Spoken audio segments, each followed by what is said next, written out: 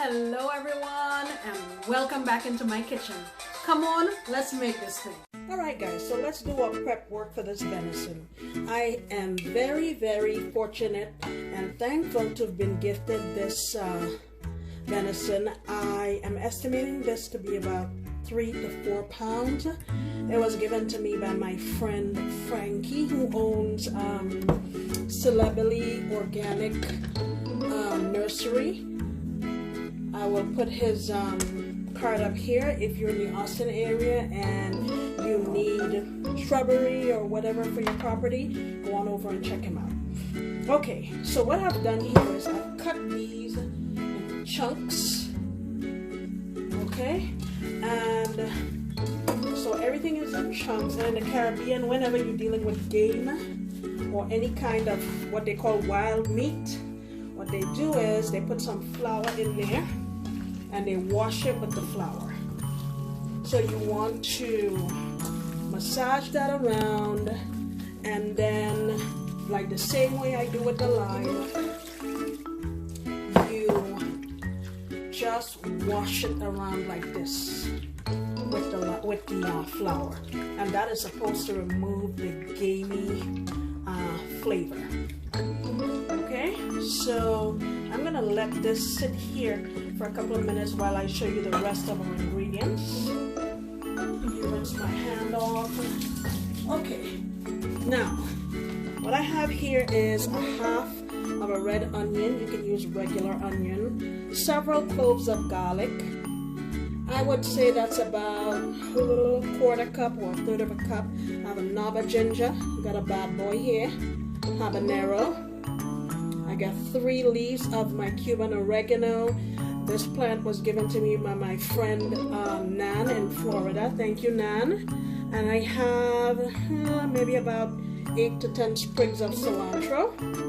I'm gonna get all of this blended up, get my venison washed up, and we'll come back and season it up.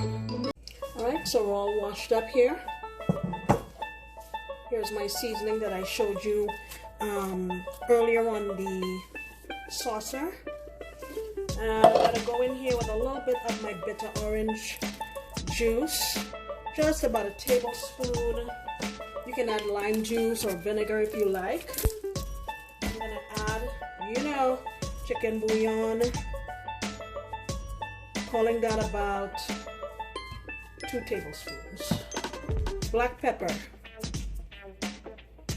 tablespoon.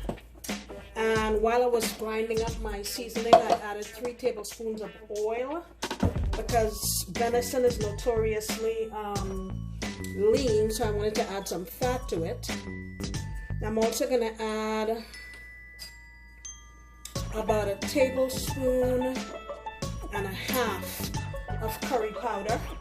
And what you want to do is just get your hand in there and massage away. That is it. And then what I'm going to do is I'm going to leave this in my fridge for a couple of days. Let me make sure I get everything out of my little food processor. Smells yummy already. You just mix everything up, give it a good massage, and then cover it up with some saran wrap or some foil and stick it in your fridge at least overnight. But I'm going to leave mine a couple of days and then we'll come on back and cook it. Alright guys, it's been a couple of days and here is my venison. I have a hot pot here on my stove and I'm going to add, I'm going to say about 3 tablespoons or so of oil. And today I'm making what's called in Trinidad curry stew. So I'm going to add some sugar. This is probably about 1/4 of a cup. And you've seen me do this before. We're just going to allow this to go until it caramelizes and it gets to be about an amberish color, okay? I'll let this go and I'll let you see before I put it in. Alright, this is where I want to be. if you can see that.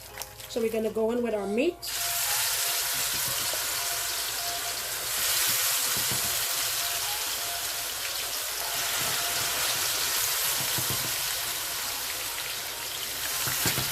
Oh my gosh, I wish you could smell how delicious that smells.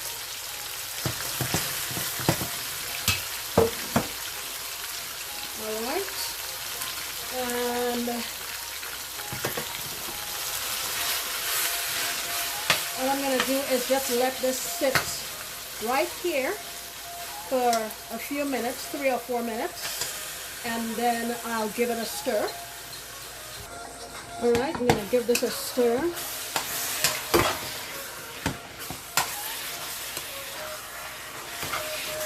And allow this to just keep sauteing so it can have some nice color. Ooh, I want to dive into this pot right now. I have been preparing some stuff to go with that. Let me show you what I have here. I have some chana and aloo here. And I also made some green beans over here.